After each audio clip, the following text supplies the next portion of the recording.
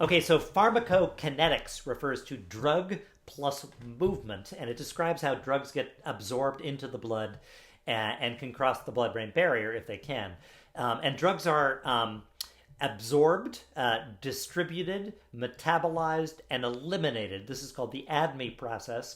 And it's really, a discussion sort of what the body is doing to the drug before the drug actually becomes bioavailable, where it can reach its targets of drug action, including, channels, both gated and ungated channels, receptors, transporters, and also enzymes, both degradative and synthesizing. And so one of the most popular and common methods of administration, right, is oral administration, where you take it by mouth.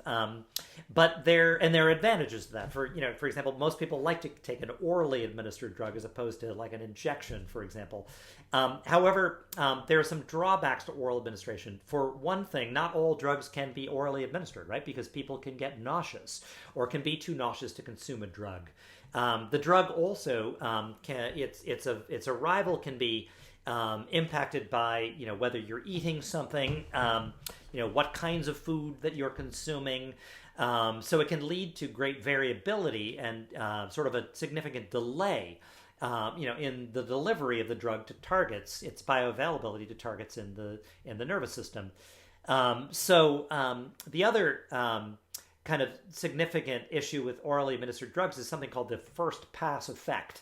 So when the drug ultimately gets absorbed, sometimes some drugs can get absorbed across the stomach lining, but also the majority is going to typically come in the small intestine, which has this extraordinary kind of set of invaginating membranes that allow for tremendous amounts of surface area.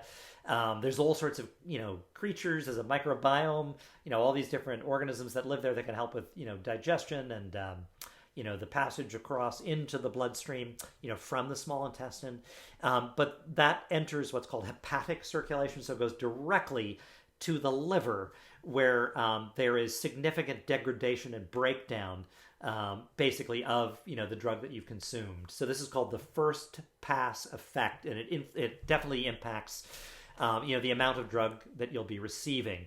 And actually, there's something interesting about oral administration of the first pass effect. So there are great big, kind of enzyme complexes in the liver, including one whole family called the cytochrome P450 family. Oftentimes your physician will ask, like, are you a regular drinker of alcohol? Do you drink? Because if you drink, the cytochrome P450 complex actually breaks down alcohol, and it will upregulate its activity if you are a regular drinker.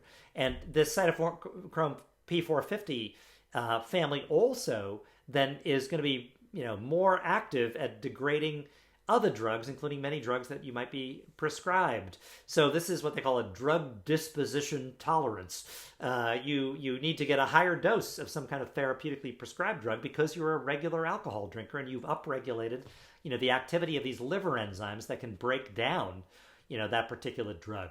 Oral administration, is, people like it and they want it, but not if it's going to make you nauseous, or not if you are nauseous, not if you need very rapid delivery of a drug, and not if you want very precise delivery of a drug.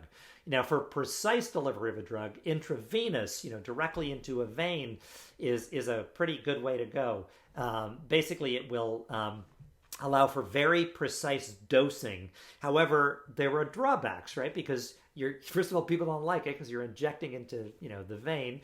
Sometimes it's hard to find people's veins actually too. If people do a lot of drugs intravenously, well then, there can be swelling and bruising. It can be difficult to find the veins can collapse. You could also, there's a risk of introducing infection into veins, and you could have, some kind of inflammatory response or some kind of an infection that can be very dangerous. And also there's the issue of potentially sharing needles that could have infection, for the delivery of drugs and pass infection on from one individual to the next. And also the dosing has got to be absolutely right? Because you don't get a second chance. It's not like with, an orally administered drug where, people can have an emetic response, can vomit out, or you can pump the stomach. Once it's in, it's traveling to all the targets. It's becoming bioavailable very quickly. So there are some, risks and drawbacks that are associated with IV administration.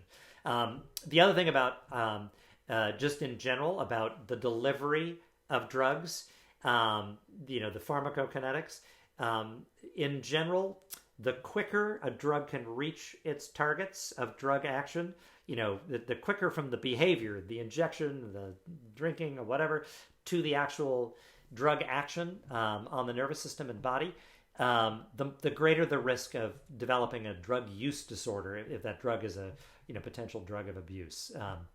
So intramuscular, you're going into a muscle, right? And that's like if you have a flu shot, for example, you're getting an IM, intramuscular injection, basically you can speed up the delivery of an intramuscular injection, right, by moving the muscle, by basically rubbing that area to enhance blood flow into that region. IM injections are done because it allows for a slower delivery of drug into the body. It's not as rapid as IV administration, for example. Intraperitoneal, well, that's called an IP injection. That's typically used in research. When they are going to be delivering drugs to rodents, for example, they'll take a rat and it's directly into the peritoneal cavity. They'll inject it. There are certain kinds of drugs, chemotherapy drugs, for example, that are sometimes administered IP or intraperitoneally for like ovarian cancer and things like that as well. Then there is subcutaneous, which is under the skin or like the upper layers of the skin. That also allows for slower absorption basically of the drug. Inhalation is breathing into the lungs, and that's certainly smoking and vaping, but also like the delivery of asthma medications, for example, is inhalation. So it can be done clinically and therapeutically as well. And inhalation is another very, very rapid method of drug administration, of making a drug bioavailable. It's estimated like anywhere from like 11 to 16 seconds from smoking, a cigarette, for example, before those, drugs arrive at targets, protein targets in the central nervous system.